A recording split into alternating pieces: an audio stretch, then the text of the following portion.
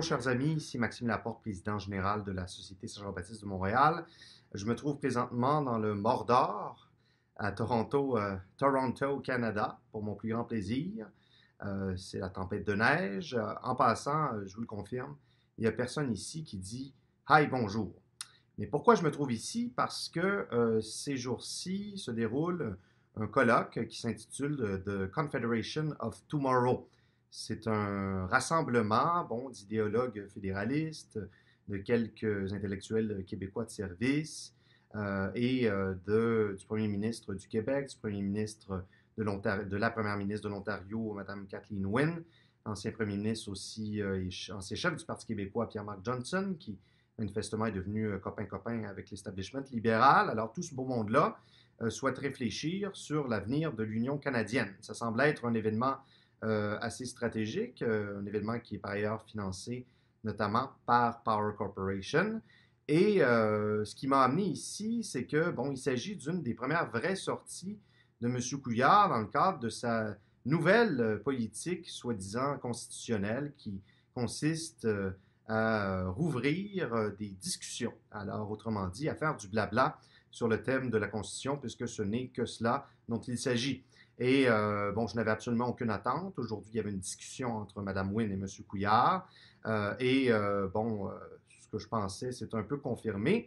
Mais néanmoins, ce que je dirais, c'est que c'est surprenant, c'est complètement scandaleux, en fait, que dans le contexte, par exemple, à la veille de Noël, alors qu'il y a plus de 800 travailleurs et travailleuses du chantier des Vies à Lévis qui sont sur le point de perdre leur job, dû à des décisions méprisantes du fédéral qui accorde des contrats en matière navale à des entreprises du Rest of Canada pour des dizaines et des dizaines de milliards de dollars.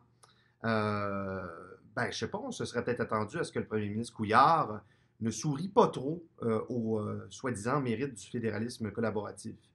Autre exemple, par les temps qui courent, peut-être que vous le savez ou pas, mais quand même, c'est majeur. Ottawa mène une véritable entreprise de destruction judiciaire devant les tribunaux des fondements démocratiques du peuple québécois, de son statut juridique, de ses droits fondamentaux à l'autodétermination, alors qu'on vienne nous vanter la reconnaissance de la nation au sein du Canada, alors que cette nation fait l'objet d'attaques vigoureuses. Donc, c'est quand même impensable. Et aussi, là, je pourrais vous parler du déclin indéniable du français au Québec, mais aussi au Canada. Vous savez, on est en Ontario, le taux d'assimilation est quand même assez important. Là, je ne vous parle pas des provinces de l'Ouest ou de Terre-Neuve ou je ne sais trop où. Hein? Et là, il y avait Jean-Marc Fournier. Alors, lui seul a le secret de cette vision fantasmagorique de la vitalité du français au Canada, alors que pourtant, la réalité est tout autre, comme on le sait. Et il y a aussi les dossiers qui se sont accumulés au fil des ans, où le fédéral a agi de la manière la plus scélérate, que ce soit dans le dossier du cannabis, Netflix, la réforme de l'assurance-emploi, il y a quelques années sur Harper, c'était quand même majeur, ça a encore des effets.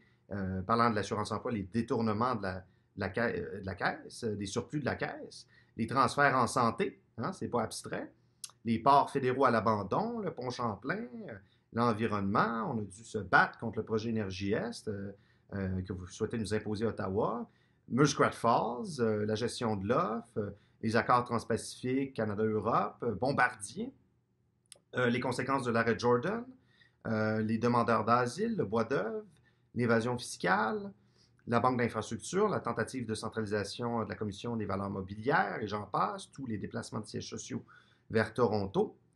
Et ce n'est là, bien sûr, qu'un survol très partiel. Alors, est-ce que pour notre premier ministre, tout cela serait de bon augure pour cette Confederation of Tomorrow? Eh bien, vous voyez, malgré tous ces écueils, malgré ces reculs qui sont pourtant si évidents et totalement inacceptables, eh bien, notre premier ministre, malgré tout, tient un discours d'aveuglement volontaire et de minimisation des pertes qui m'apparaît totalement irresponsable. Un discours du genre, vous savez, là, tout n'est pas parfait, c'est normal de ne pas être d'accord sur tout, mais vive le Canada. Alors, essentiellement, c'est ça. peut se demander, mais qu'est-ce que ça va prendre? Qu'est-ce que ça va prendre à nos fédéralistes pour qu'ils se réveillent un peu? Alors, vous savez, il s'agit des intérêts fondamentaux du peuple québécois. Et encore une fois, ce n'est pas abstrait. Notre annexion au Canada, le lien fédéral, ça a des conséquences dans notre vie de tous les jours. Et je pense qu'on aurait tout intérêt, les Québécois auraient tout intérêt à réinvestir ce dossier-là. Et cela d'autant plus que, vous voyez, M. Couillard se conforte dans des espèces de mythes compensatoires sur l'histoire du Canada. On parle, encore une fois, du Canada comme s'il était une confédération. Hein? Le colloque s'intitule, encore une fois, The Confederation of Tomorrow. Le Canada n'a jamais été une confédération. Écoutez, c'est un régime largement centralisateur.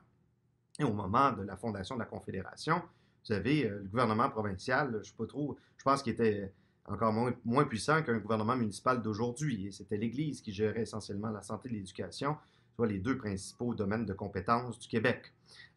Autre mythe, eh bien, on nous ramène cette idée des deux peuples fondateurs. Alors, je veux bien qu'on soit un peuple fondateur, mais la réalité, c'est que ce statut n'est pas reconnu. Ce statut a été rejeté au fil du temps par le Canada, par ses tribunaux. Le biculturalisme a été rejeté il y a déjà très longtemps, il y a plus de 50 ans. Et nous nageons bien sûr dans un multiculturalisme ghettoisant qui a été enchâssé dans la Constitution canadienne, cette même Constitution, évidemment, que nous n'avons pas signée. Alors, voilà, et non seulement le statut de peuple n'existe pas pour le peuple du Québec au Canada, mais en plus de ça, je le rappelle, il est contesté par le fédéral devant les tribunaux en ce moment même. Et par ailleurs, bon, ça a été l'occasion pour M. Couillard de faire valoir sa fameuse politique en matière constitutionnelle, intitulée Québécois, notre façon d'être Canadien. Moi, je dirais plutôt que Québécois, c'est tout simplement notre façon d'être humain, mais passons. Et bon, vous savez, comme pour sauver les apparences, ben, cette politique semble recycler l'essentiel des demandes traditionnelles du Québec en matière constitutionnelle, mais faute d'échéanciers et faute d'objectifs concrets, eh bien, toutes ces demandes se trouvent objectivement réduites à de simples vœux pieux. Des vœux pieux sans conséquences politiques. M. Couillard affaiblit la position constitutionnelle, même fédéraliste, du Québec. Et après ça, aussi, il se surprend que personne au Canada, et pas plus Mme Wynne que quelque autre premier ministre provincial, ne souhaite ouvrir ce genre de discussion-là et, a fortiori, une éventuelle ronde de tournage en rond constitutionnel, évidemment. Et même M. Couillard l'admet, il est seul, il fait cavalier seul dans ce combat. Je trouve ça totalement gênant. Et c'est le résultat de l'affaiblissement du rapport de force du Québec au sein du Canada, dont sont responsables les gouvernements libéraux fédéralistes successifs. Alors, autrement dit, c'est du blabla, c'est du vent, et je me demande, et on peut se poser la question, mais comment est-ce qu'on peut badiner de la sorte avec des thèmes aussi importants et fondamentaux que le statut constitutionnel du Québec? Comment est-ce qu'on peut niaiser avec le destin de son propre peuple en faisant semblant de s'en préoccuper et en traduisant finalement en de simples slogans de style électoraliste des aspirations qui sont réelles.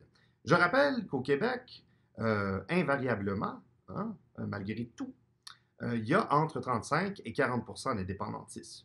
Je ne dis pas qu'ils sont faciles à mobiliser, je ne dis pas qu'il y a un momentum, mais tout de même, c'est plus que l'appui au Parti libéral dans les enquêtes d'opinion.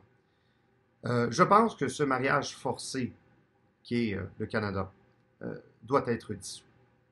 Je pense qu'il faut vraiment arrêter de niaiser et en faisant l'erreur de penser que cette constitution peut être réformée. C'est le blocage complet. Et la seule issue, c'est l'indépendance du Québec. Le Québec doit voler de ses propres ailes, et cela pour le mieux-être non seulement du Québec, mais sans doute aussi de tous ces pays naturels, de tous ces blocs géopolitiques qui évoluent sur ce sous-continent canadien. Alors, je vous remercie, je vous invite à entrer dans ce débat-là et à reprendre, il faut reprendre le combat indépendantiste avec fierté. Quoi qu'en dise le chef de l'opposition officielle, je pense que, d'ailleurs, je me permets une petite flèche, là, comme disait Bourgault, là, vaut mieux perdre une élection que de perdre son âme. Vous savez? Et j'ajouterais que aussi, quand on perd son âme, on perd de toute façon l'élection. Donc, j'invite tous les Québécois à reprendre ce combat si nécessaire, à se réintéresser à la question nationale, puisqu'il y a des enjeux extrêmement importants en ce moment qui passent parfois sous le radar médiatique, mais auxquels il faut absolument s'intéresser. Alors, vive la liberté, vive l'indépendance.